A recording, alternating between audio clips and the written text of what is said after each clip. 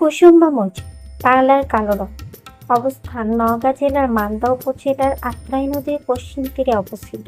নির্মাণকাল: মসজিদটি 1558 থেকে 1559 খ্রিস্টাব্দে সুলতান গিয়াসউদ্দিন বাহাদুর শাহের শাসনামলে জৈনক সুলাইমান নির্মাণ করেছিল।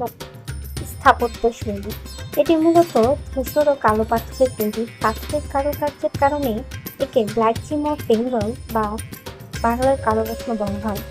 গঠন: মসজিদটির আয়তাকার এবং এর ওপরে 6টি গম্বুজ রয়েছে। এর ভেতরে পাথরের চমৎকার মেহরাব এবং জ্যামিতিক নকশা অত্যন্ত মনোমুগ্ধকর। ঐতিহাসিক গুরুত্ব: বাংলাদেশের 5 টাকার নোটে এই মসজিদের ছবি দেখতে পাওয়া যায়, যা এর জাতীয় গুরুত্বের প্রতীক। 1897 সালের ভূমিকম্পে মসজিদটি কিছুটা ক্ষতিগ্রস্ত হলেও এটি এখনও তার রাজনৈতিক সৌন্দর্য বজায় রেখেছে। এটি বাংলাদেশের একটি পর্যটন কেন্দ্র এবং ইতিহাসের একটি অমূল্য সম্পদ হিসেবে পরিচিত।